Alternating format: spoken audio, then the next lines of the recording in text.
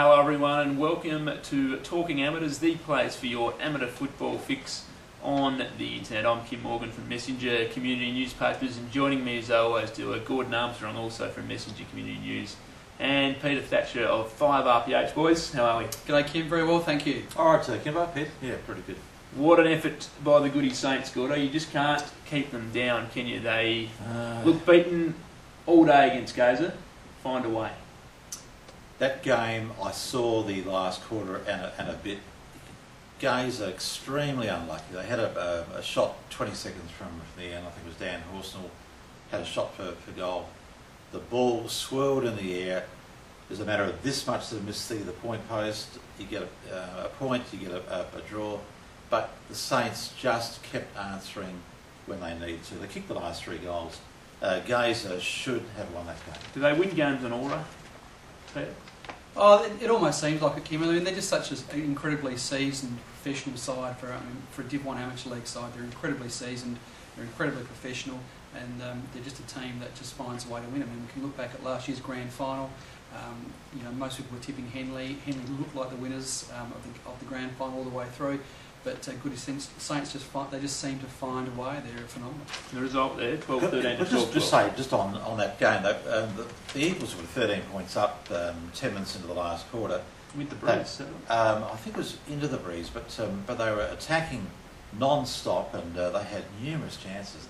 The Saints would just pick up on the rebound, down, goal, and that was the game. Skill level and efficiency by the sound of it. Yep. Other results, boys. Broadview into the 5 with a 9-6-60 to 6-10-46 win over Thatcher. They've lost 7 in a row. Yeah, they're on a real slide, Thatcher, unfortunately. Fantastic win from Broadview, and puts them into the 5 just ahead of Gaze. Of course, unlucky losers, as we've just heard. I think probably now it's going to be between those two teams to fight out for the 5th spot, and with Jeps Cross just once again last week being quite disappointing. Yeah, Jeps got done by Henley 6-7 to 12-13, a 42-point win to the Sharks. Sacred Heart, the other big story, Gordo, won again, 16-12 to 10-9. You'd expect them to have beaten Nord. You did give them a good game. Yeah, interesting part of that game, guys, is that Shocks trailed for the 3 quarters up until 3/4 time. Scores were level, but they were down by 2 or 3 goals in the first half, and it was a 6-0 last quarter for Shocks, but not the big win that we thought, and they did it hard. Big run of games coming up for Shocks as well. They've won 6 in a row, but they've got Goody and Henley in their next few games ahead, so that'll be interesting. And Salisbury North won the other game over Port Districts. Port Districts' new coach this week, gentlemen. Did inspire them for a while, I suppose. The emotion there, they were competitive, but Salisbury North got the job done by 39 points. Yeah, Richard Foster, the new coach at Port District, but Salisbury North led by that 4-goal buffer for most of the day, and too strong in the end. What does that do to our ladder, Thatcher? Not a lot, just to switch between Broadview and Gazer in the 5th and 6th spot, Kim, and so we see, as it was last week, Goody Saints out there on top, followed by Henley, Salisbury North, Shocks, Broadview, Gazer, as we just mentioned, Jeps, Thatcher Gully, just about gone, I think, Thatcher Gully, Port District and PNU. Can't see that changing as we look at the halfway mark of the season, Kim. Can't see it changing a lot.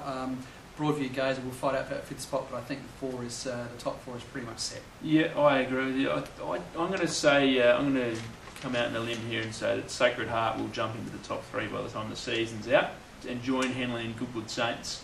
And I think that'll leave Gazer and Salisbury North to occupy 4th and 5th. There's my mid-season tip, Gordo. Pretty close, yeah. The same. I tend to think Gazer and perhaps Broadview are the sides that battling for the 5th spot, but Salisbury North being the big surprise. Good effort.